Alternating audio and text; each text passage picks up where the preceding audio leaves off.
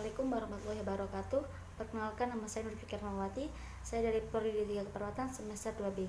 Di sini saya akan menjelaskan tugas farmakologi dengan judul obat sistem saraf pada pusat. Susunan syaraf pusat ada 3, yaitu yang pertama ada cerebellum untuk mengendalikan dan mengkoordinasi gerakan. Yang kedua ada batang otak, yaitu untuk mengendalikan fungsi faali dan perilaku otomatis. Yang selanjutnya ada otak berhubungan dengan bagian tubuh lainnya melalui susunan syaraf periferal. Cerebral cortex ada 4 bagian, yaitu yang pertama ada occipital lobe yaitu penglihatan, yang kedua ada temporal lobe pendengaran, yang ketiga ada parietal lobe yaitu persepsi badan dan spatial atau ruang, yang keempat itu frontal lobe yaitu perencanaan dan pergerakan. Fungsi sistem saraf tersendiri ada 3, yaitu mengkoordinasi, yang kedua menafsirkan, yang ketiga ada mengontrol interaksi antara individu dengan yang lain. Obat-obat berdasarkan farmakodinamika sistem saraf pusat dibagi menjadi 2, yaitu merangsang atau menstimulasi yang secara langsung maupun tidak langsung, merangsang aktivitas otak, sumsum tulang belakang beserta syarafnya. Yang kedua yaitu menghambat atau mendepresi yang secara langsung maupun tidak langsung, memblokir proses tertentu pada aktivitas otak, sumsum tulang belakang beserta syaraf-syarafnya. Selanjutnya ada obat yang bekerja terhadap sistem saraf pusat, yaitu yang pertama ada psikofarmaka atau psikotripika, meliputi psikoleptika, menekan atau menghambat fungsi tertentu dari sistem saraf pusat seperti hinoptika, sedativa, dan tranquilizer. Yang kedua ada gangguan neurologis, antiepileptika, multiple sklerosis, dan penyakit Parkinson. Yang ketiga ada analgetika, anestetika umum dan lokal untuk memblokir perasaan sakit. Yang keempat sejenis obat vertigo dan obat migrain. Golongan obat sistem saraf pusat terdiri dari 4 bagian, yaitu analgetik sedatif atau non-sedatif, yang kedua ada hipnotik sedatif, yang ketiga ada anestesi umum dan lokal, yang keempat ada psikotropik. Analgetik tersendiri yaitu obat penghilang rasa nyeri, adalah zat yang mengurangi atau menghalau rasa nyeri tanpa menghilangkan kesadaran. Efek farmakologi analgetik dibagi menjadi 2, yaitu analgetik narkotik dan analgetik perifer atau non-narkotik.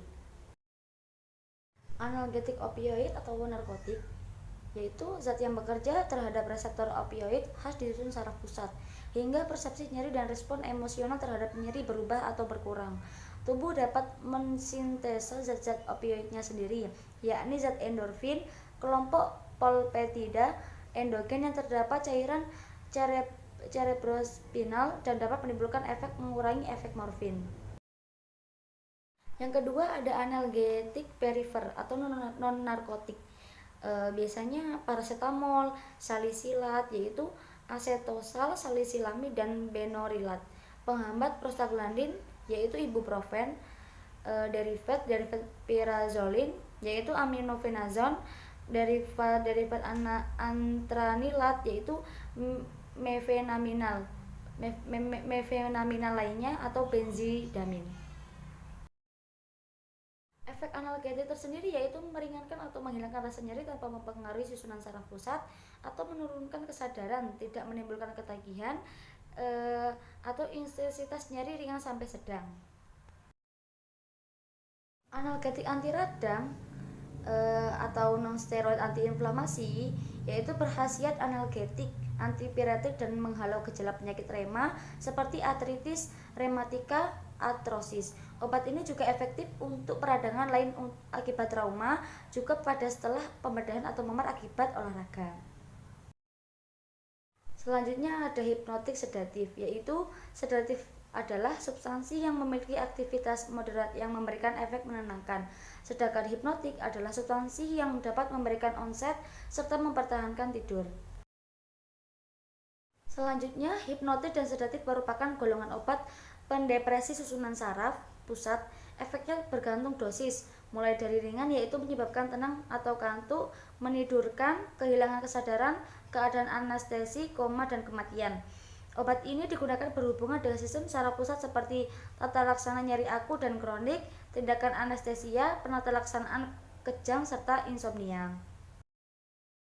Klasifikasi obat hipnotik sedatif yaitu ada 3. Yang pertama yaitu benzodiazepin, yang kedua ada barbiturat, yang ketiga golongan obat non barbiturat non benzodiazepin. Terima kasih. Mohon maaf apabila ada kekurangan dalam perkataan dan penjelasan. Wassalamualaikum warahmatullahi wabarakatuh.